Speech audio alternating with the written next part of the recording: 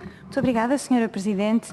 Sr. Juiz, muito obrigada pela sua intervenção aqui, que foi muito esclarecedora em vários aspectos. E eu gostava de começar por pegar num tema que referiu agora no final da sua intervenção e que está relacionado com o futuro do orçamento da União Europeia, que obviamente se complica quando, enfim, nos próximos anos o Reino Unido, se prevê que o Reino Unido saia da União Europeia, sendo que o Reino Unido dá um contributo líquido à União Europeia. Eu sei bem que no caso da política que segue aparentemente mais atentamente, que é a PAC, também é um recipiente bastante importante, e aí não sei em termos líquidos se será recipiente ou dará um contributo maior, mas o que é certo é que isto vai pôr obviamente um problema para o orçamento da União Europeia, em particular para Portugal, e se tivesse essa disponibilidade e se fosse o seu, enfim, se tivesse a par destas da situação, se tem alguma notícia sobre o que está previsto acontecer ou não neste tema. E isto me recorda, enfim, ou faz-me pensar numa questão que é a questão da reforma do Tribunal de Contas Europeu, que terá sido aplicada com efeitos a partir de 1 de janeiro de 2016 e que procura fazer uma série, enfim, no fundo basear-se em 4 princípios, que é agilizar a resposta a um ambiente que está em constante mudança, orientar com flexibilidade os recursos para as tarefas prioritárias, fornecer produtos oportunos, comunicar melhor o papel e o trabalho do Tribunal o Sr. Juiz referiu aqui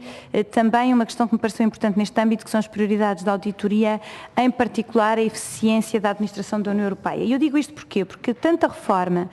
que está a ser implementada, como este objetivo em termos de prioridades da auditoria na eficiência da administração da União Europeia são, na nossa opinião, fundamentais para retomar ou para reforçar a confiança que os cidadãos possam ter na União Europeia. O que é obviamente muito importante quando nós sabemos em particular que o Brexit, este projeto de saída do Reino Unido da União Europeia, está em particular, para além das questões relacionadas com a imigração, enfim, etc., também tem um elemento que é uma certa desconfiança relativamente às instituições europeias. E, portanto, tanto a reforma do Tribunal de Contas, como em particular o que referiu e que eu achei muito interessante, que é a prioridade da auditoria dada à eficiência da administração da União Europeia, me parecem fundamentais, e se pudesse desenvolver um bocadinho mais este tema, acharia interessante. E depois gostava de falar um pouco sobre o tema mais geral dentro da execução dos fundos, portanto não só da PAC, falar sobre os fundos europeus e o processo, todo o processo, aliás, do Portugal 2020, porque em abril o Tribunal de Contas já esteve cá em fevereiro, portanto não foi assim há muito tempo, mas desde então o Tribunal de Contas Europeu publicou um relatório em abril sobre com uma avaliação à negociação dos acordos de parceria entre a Comissão Europeia e os Estados-membros. E este relatório refere que as negociações desses acordos de parceria foram complexos, foram exigentes, talvez mais do que em outros momentos, mas ainda assim, e isto é, enfim, reconhecido de forma geral, Portugal foi um dos primeiros países a entregar o acordo de parceria, logo no início de 2014, e no final desse ano, aliás, foi também um dos primeiros países da União Europeia a ter todos os programas operacionais aprovados, o que também foi um recorde. E, portanto, na realidade, nesse momento, Portugal encontrava-se muito à frente dos outros países nas negociações e na aplicação, de forma geral, na implementação dos fundos europeus em Portugal. Esta atual programação dos fundos, que tem por base o acordo de parceria, tem, segundo o relatório do Tribunal, uma avaliação,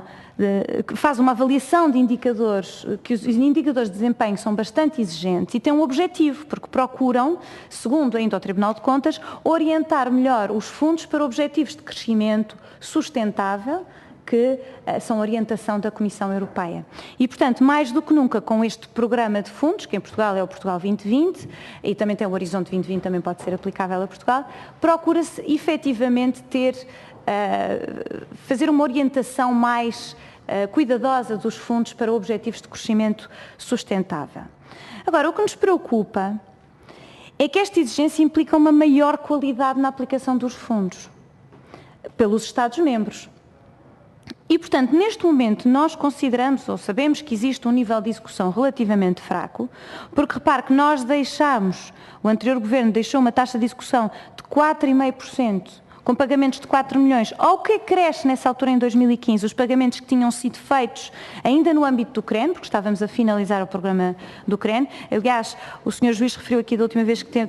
esteve cá, não sei se foi da última vez, mas que tivemos uma taxa de execução elevadíssima, em particular porque em 2015 ainda estávamos a executar plenamente esse programa,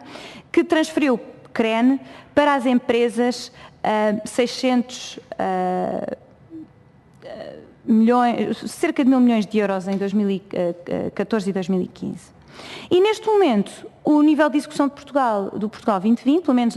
o primeiro trimestre, continua muito fraco e o nível global de execução é 11,1%, sendo que não tinha CREN nenhum para aplicar. É apenas, para além dos 4,5 que nós já tínhamos deixado, aplicou um bocadinho mais e não tinha CREN nenhum para implementar. Portanto, preocupa-nos o nível de execução, mas preocupa-nos também a qualidade da execução, porque nós sabemos que os critérios são exigentes, porventura mais exigentes. E, portanto, nós gostávamos de saber, não sei se sabe, se calhar não sabe, mas se não souber, apelávamos ao Governo que indicasse qual é a qualidade, como é que está a cumprir com esses critérios exigentes da União Europeia. E penso que, para concluir, Senhora Presidente, para concluir com uma pergunta ainda sobre os fundos. O Governo tem anunciado que quer renegociar estes acordos, já veio o Ministro, várias vezes, aliás, o Ministro das Infraestruturas, cada vez que vem cá, fala sobre uma renegociação. E, enfim, por outro lado, nós ouvimos do lado da Comissão, enfim, não ouvimos nada que indique que tenha sido feito um pedido oficial no sentido de fazer uma renegociação. Para além do mais, parece muito difícil, na nossa opinião, que seja feita uma renegociação antes da avaliação em 2018, portanto, nunca antes de 2019. E, portanto, o que eu me pergunto, e aqui a pergunta se calhar não é para si, mas é porquê que o Governo parece estar a atrasar o Portugal 2020, com uma execução reduzida, fala permanentemente em renegociação e depois, na realidade, o que devia estar a fazer era implementar o que temos para fazer chegar mais dinheiro à economia. E isso preocupa-nos, obviamente. Muito obrigada, Sra. Presidente, pela sua tolerância. Obrigada, Sra. Deputada Inês Domingos.